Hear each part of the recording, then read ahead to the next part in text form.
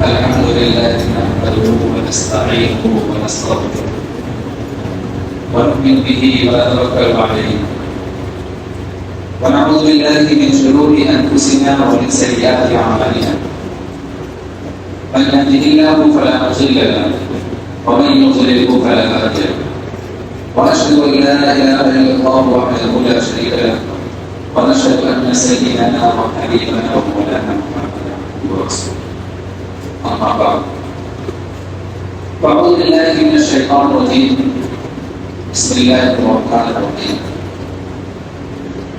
وما خلقت الجن والانس الا ليعبدون وقال في موضع اخر وقوموا لله قانتين الحمد لله صدق الله مولانا العظيم وصدق رسوله النبي الكريم ونحن على ذلك من الشاهدين والشاكرين والحمد لله رب العالمين. معزز سامعین کرام، جو آیت کریمہ آپ کے سامنے تلاوت کی گئی، اس آیت کے اندر اللہ رب العزت نے ایک انسان کے دنیا میں بھیجنے کا مقصد اور کیوں بھیجا گیا ہے اس چیز کو بیان کیا کہ ہم نے جنات اور انسان کو کیوں پیدا کیا.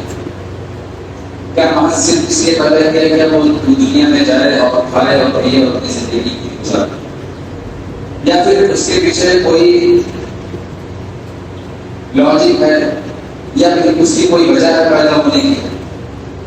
تو اللہ تبارک و تعالیٰ نے اس آیت کے اندر وہی چیز کو بتایا ہے وَمَا خَلَقْتُ الْجِنَّ وَالْإِنسَ إِلَّا لِيَعْبُدُونِ، کہ ہم نے جنات اور انسان کو محض اپنی عبادت کے لیے بنایا. دنیا میں ہم اس لیے نہیں بھیجے گئے کہ ہم آئیں اور کمائیں اور اپنے آپ کو دوسروں سے بڑا بننے کی کوشش کریں اور یوں ہی زندگی گزارتے ہیں اور پھر اس دنیا کو چھوڑ کر ہمارے پڑتے ہیں. بلکہ جس نے ہمیں بنایا اور ہمیں اس دنیا کے اندر بھیجا، اس نے اس چیز کو بتایا کہ ہم نے تمہیں کیوں بنایا ہے، ہمارے بنانے کا مقصد کیا ہے. صرف یہی نہیں ہے کہ تم دنیا میں آؤ، کھاؤ اور پیو اور رہو. اس کو شیخ صالح علیہ الرحمہ نے کہا ہے کہ کھانا زندگی کے لیے نہ کہ زندگی کھانے کے لیے. یہ جو دنیا میں بہت سی چیزوں کو اللہ رب العزت نے پیدا کیا، یہ اس لیے پیدا کیا ہے تاکہ تم ان کا استعمال کرو اور ان کے ذریعے تم زندگی گزارو اور کھاؤ اور پیو اور اس کے ذریعے میری عبادت کرو. یعنی صرف عبادت کرنے کے لیے ہمیں یہ تمام نعمتیں دی گئی کہ نعمتوں کا فائدہ ہوگا تاکہ تم خوشحال رہو اور میری عبادت کر سکو. لیکن آج ہمارا مقصد یہ ہو گیا کہ کھانا زندگی کے لیے نہیں بلکہ زندگی کھانے کے لیے ہو گیا. صرف ہم اور اسی چکر میں ہوتے ہیں کہ ہم دوستوں سے ہر اعتبار سے بڑھ جائیں، چاہے وہ پیسے کے اعتبار سے، چاہے وہ کسی چیز کے اعتبار سے. لیکن ہمیں اور آپ کو اس بات کو ذہن میں رکھنا چاہیے کہ ہم اس مقصد کے تحت پیدا کیے ہیں. جس نے ہمیں پیدا کیا اس نے خود بتایا کہ ہم تمہیں اپنی عبادت کے لیے پیدا کیے. اور اس کے بعد تمام عبادتوں کے اندر سب سے اول ترین عبادت کون سی ہے؟ اس کے بارے میں اللہ نے فرمایا کہ نماز سب سے اول ترین عبادت ہے، جس کے بارے میں سب سے پہلے سوال کیا جائے. آج نماز کے بارے میں ہم اور آپ کا کیا خیال ہے؟ اور ہم اور آپ اگر اپنی گریبان کے اندر جھانکیں اور یہ دیکھیں تو ہمیں تو معلوم ہوا کہ ہم کتنے پانی ہیں.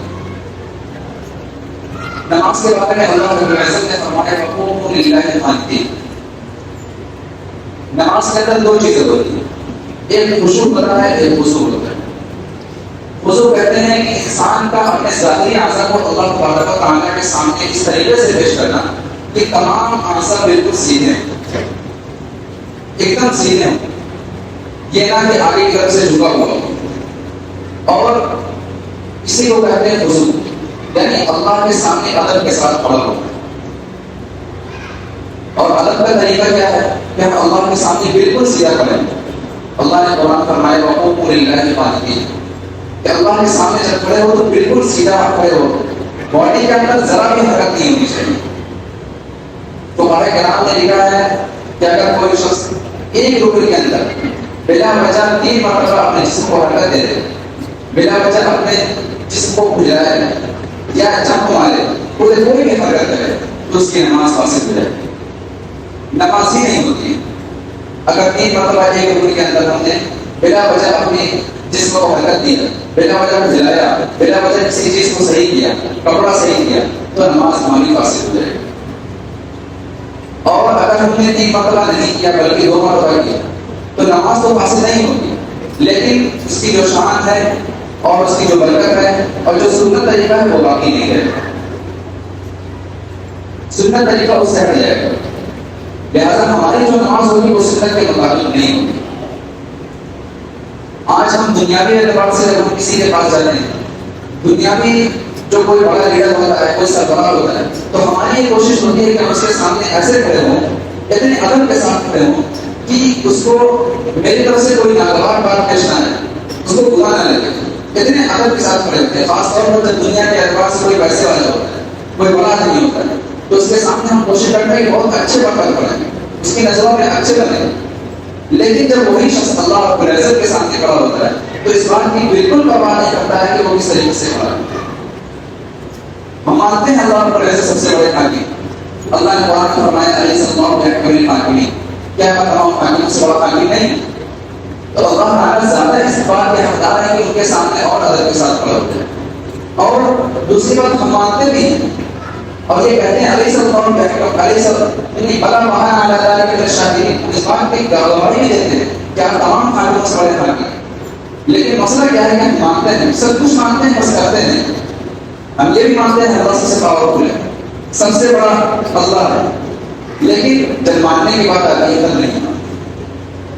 عبداللہ ابن مبارک کے بارے میں آتا ہے کہ جب وہ گرمیوں کے موسم میں چھت پر نماز پڑھتے تھے تو ان کے پڑوسی کہتے ہیں کہ وہ ایسے کھڑے ہوتے تھے گویا کہ ہمیں معلوم ہوتا تھا کہ چھت پر کوئی لکڑی سیدھی رکھی ہوئی ہے, بس پڑی ہے, جس میں ایک دم بھی حرکت نہیں ہوتی. معلوم ہوتا تھا کہ بس ایک لکڑی رکھ دی گئی.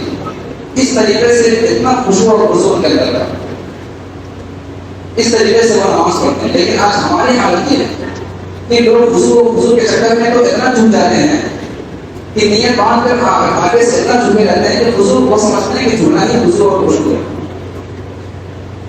اس کو خضوع اور خشوع نہیں کہتے, بلکہ سنت طریقہ یہ ہے کہ انسان جب کھڑا ہو تو اس کا جسم بالکل سیدھا ہو اور اس کی جو گردن ہے وہ اس قدر جھکی ہوئی ہو کہ اس کی نظر سجدے کی جگہ پر ہو. بس اس سے زیادہ جھکنا سنت کے خلاف ہے. بہت سے لوگ بہت زیادہ جھک جاتے ہیں. اور دوسری بات یہ ہے کہ خشوع کہتے ہیں کہ اپنے دل کے اللہ تبارک و تعالیٰ کی طرف متوجہ کرنا, اور یہ اس وقت پایا جائے گا جب ہم اپنے ظاہری اعضاء کو اللہ کے حبیب صلی اللہ علیہ وسلم کے بتائے ہوئے طریقے کے مطابق ڈھالیں. جب ظاہری اعضاء ہمارا اس طریقے پر ہوگا تو ہمارے دل میں یہ خیال بھی رہے گا کہ ہم کس کے سامنے کھڑے ہیں. اور اللہ کے حبیب صلی اللہ علیہ وسلم نے ایک مرتبہ نماز کے بعد ارشاد فرمایا صلو کما رأیتمونی اصلی, یعنی تم اس طریقے پر نماز پڑھو جس طریقے سے تم نے مجھے نماز پڑھتے ہوئے. یہ حضرت جو طریقہ اللہ کے حبیب صلی اللہ علیہ وسلم نے بتایا, پڑھ کر ہمیں سکھایا, صحابہ کرام کو بتایا اور صحابہ کرام نے جا کر لوگوں کو بتایا, اس طریقے پر ہمیں اور آپ کو نماز پڑھنا, اپنی طرف سے اپنی عمل نہیں لگانے. صحابہ کرام کا حال یہ تھا کہ خلفائے راشدین آدھی دنیا سے زیادہ پر حکومت کی, چاہے وہ ابو بکر صدیق ہو, چاہے عمر فاروق ہو, چاہے عثمان غنی ہو, چاہے علی ہو, یہ چاروں حضرات جن کی آدھی دنیا سے زیادہ پر حکومت تھی, لیکن جہاں کہیں بھی جاتے وہاں پر لوگوں کو جا کر بتاتے کہ ہاں میں تمہیں بتاؤں کہ اللہ کے حبیب صلی اللہ علیہ وسلم کس طریقے سے نماز پڑھتے ہیں, میں تمہیں پڑھ کر بتاؤں تاکہ وہ تمہارا طریقہ اللہ کے حبیب صلی اللہ علیہ وسلم کے بتائے ہوئے طریقے کے مطابق ہو. عبداللہ بن مسعود رضی اللہ تعالیٰ عنہ کہتے ہیں اللہ وسلم علیہ صلاۃ رسول اللہ صلی اللہ علیہ وسلم, کیا میں وہ نماز پڑھ کر تمہیں دکھاؤں جو رسول اللہ صلی اللہ علیہ وسلم پڑھا کرتے تھے. تو جب ہمارے ظاہری اعضاء سنت کے مطابق ہوں گے تبھی ہمارا دل وہاں تک لگے گا. اور ظاہری اعضاء کے مطابق ہونا, اور ایک بات اور ہے کہ ہمیں اور آپ کو اس بات کی شکایت ہوتی ہے کہ ہمارے خیال منتشر ہوتے رہتے، نماز میں دل نہیں لگتا. اس کی سب سے بڑی وجہ یہ ہے کہ جب ہم ظاہری اعضاء کو سنت کے مطابق نہیں بنائیں گے تو ہمارا دل نماز میں بالکل نہیں لگے گا. جب ہم اپنے ظاہری اعضاء کو سنت کے مطابق بنائیں گے تو ہمارا دل بھی لگے گا. اور دوسری بات یہ ہے کہ اس کی ایک بڑی وجہ یہ بھی ہے کہ ہم جس طریقے سے بچپن سے پڑھتے چلے جا رہے ہیں اسی طریقے پر پڑھتے آ رہے ہیں. آج بہت سے لوگ ایسے ہیں کہ جنہوں نے اپنی زندگی میں کبھی مدرسے کا چہرہ بھی نہیں دیکھا ہوگا، کبھی کسی سے نماز کے بارے میں سیکھا بھی نہیں ہوگا، کبھی یہ نہیں معلوم کیا ہوگا کہ نماز کے اندر کتنے واجبات ہیں، کتنے سنتیں ہیں، کتنے فرائض ہیں. ان سب چیزوں کو نہیں کبھی پوچھا ہوگا، نہ کبھی جانا ہوگا، کبھی مدرسے کا چہرہ بھی نہیں دیکھا ہوگا، لیکن نماز بھلے سے پڑھتے چلے جا رہے ہیں اور ان کی وقت 60-70 سال سے زیادہ بھی گزر گئی. ان کو پتہ ہی نہیں کہ ہماری نماز سنت کے مطابق ہو رہی ہے. سنت تو چھوڑیے، ان کو یہ بھی نہیں معلوم کہ ہماری نماز ہو بھی رہی کہ نہیں ہو رہی. حضرت مولانا مفتی شفیع عثمانی صاحب رحمۃ اللہ علیہ وہ اپنی عمر کے آخری دور میں لکھتے ہیں کہ آج مجھے حدیث پڑھتے پڑھاتے، قرآن حدیث پڑھتے پڑھاتے اور فقہ کی کتابیں فقہ پڑھتے پڑھاتے اور فتاوی دیتے ہوئے 60 سال ہو گئے. جب 60 سال کے بعد پڑھ چکے تب یہ لکھتے کہ 60 سال سے زائد ہو گئے ہیں، لیکن آج بھی بسا اوقات مجھے نماز میں ایسا لگتا ہے کہ مجھے پتہ ہی نہیں چلتا کہ میری نماز ہوئی ہے یا نہیں. پھر میں کتاب اٹھا کر دیکھتا ہوں، لیکن وہ یہ کہتے ہیں کہ میں لوگوں کو دیکھتا ہوں کہ لوگ غلط سے نماز پڑھتے چلے جا رہے ہیں، لیکن ان کو یہ خیال بھی نہیں آتا کہ میری نماز ہو رہی ہے. تو یہ ہمارا مقام خیال ہے. تو نماز سب سے اہم عبادت ہے جس کے بارے میں ہمیں غور و فکر کرنے کی ضرورت ہے. آج کتنے لوگ ایسے ہیں بچپن سے ابھی تک نماز پڑھتے چلے آ رہے ہیں اور ان کی نماز ہو ہی نہیں رہی ہے. کبھی یہ توفیق نہیں ہوتی کہ ہم کسی عالم کے پاس، کسی حافظ کے پاس، کسی جانکار کے پاس جا کر یہ معلوم کریں کہ نماز پڑھنے کا طریقہ کیا ہے، اس میں سنت طریقہ کیا ہے، اس میں واجبات کون سے ہیں، اس میں فرائض کون سے ہیں، اگر واجب چھوٹ جائے تو ہم کو کیا کرنا چاہیے، اگر فرائض چھوٹ جائے تو ہم کو کیا کرنا چاہیے. یہ چیزوں کی توفیق نہیں ہوتی. تو سب سے پہلے اپنا نماز پڑھنے کا طریقہ درست کرنا چاہیے تاکہ ہماری جو زندگی گزر رہی ہے اور ہم اتنی محنت کر کے گھر پر بستر چھوڑ کر اٹھتے ہیں اور وضو بناتے ہیں اور مسجد تک آتے ہیں، اتنی تکلیف اٹھاتے ہیں تو کم سے کم جس چیز کے لیے محنت کر رہے ہیں وہ تو صحیح ہونی چاہیے. اس کا کچھ پتہ ہی نہیں ہے. تو لہٰذا اپنی نماز کو درست کریں اور اس کا صحیح طریقہ یہ ہے کہ اپنے محلے کے امام صاحب کے پاس جائیں یا کسی جانکار کے پاس جائیں. اور اس میں بالکل شرم نہیں ہونی چاہیے. شرم کریں گے تو پھر آخر اس کا بھگتنا پڑے گا. اس چیز کو جب ہم کو کچھ معلوم نہیں ہے ہم نماز پڑھتے چلے جا رہے ہیں، نہ معلوم سنا کیا ہوتا ہے، نہ معلوم درود شریف کیسے پڑھا جاتا ہے. کتنے لوگ ایسے ہیں کہ ان کو قل اللہ احد کی سورہ نہیں آتی. کتنے لوگ ایسے ہیں نماز جنازہ میں کتنے فرائض سے نہیں معلوم، نماز جنازہ پڑھی کیسے جاتی ہے، اپنے باپ کا جنازہ پڑھ لے تو ان کو معلوم ہے کہ ہم جنازے میں پڑھیں گے. ایک مرتبہ ہمارے استاد مفتی احمد شفیع صاحب بتا رہے تھے کہ ایک مرتبہ وہ کسی جنازے کی نماز پڑھنے کے لیے گئے. تو جب نماز جنازہ پڑھنے کے لیے کھڑے ہوئے تو ان کی نظر ایک لڑکے پر پڑی تو بالکل کنارے پر کھڑا ہوا تھا. تو اس کو بلایا اور پوچھا کہ کیا وجہ ہے کہ تم کنارے پر کھڑے نماز کیوں نہیں پڑھے؟ تو کہا کہ میں نابالغ ہوں. تو کہا کہ یہ میت ہے یہ کون ہے؟ کہا یہ میرے والد صاحب. ان کو اتنا بھی نہیں معلوم کہ لاؤ ہم تھوڑا سا گزر کر کے، اور اچھا یہ بھی نہیں معلوم تھا کہ نماز پڑھنا کیسے. پھر بعد ان کو سمجھایا کہ جاؤ رسول وغیرہ کر کے نماز پڑھو. تو کہا نماز پڑھنے کا ہم کو طریقہ نہیں معلوم ہے کہ نماز میں کیا کیا پڑھا جاتا ہے. تو یہاں تک کنڈیشن یہاں تک آپ پہنچی کہ ہمیں کچھ نہیں معلوم. تو سب سے پہلے ہمیں غور اس بات پر کرنا چاہیے کہ ہماری جو زندگی تو گزر رہی ہے وہ گزر جائے گی، لیکن ہمارے نماز پڑھنے کا طریقہ سنت کے مطابق ہو جائے. اللہ ہمیں ان باتوں پر عمل کی توفیق عطا فرمائے. آمین.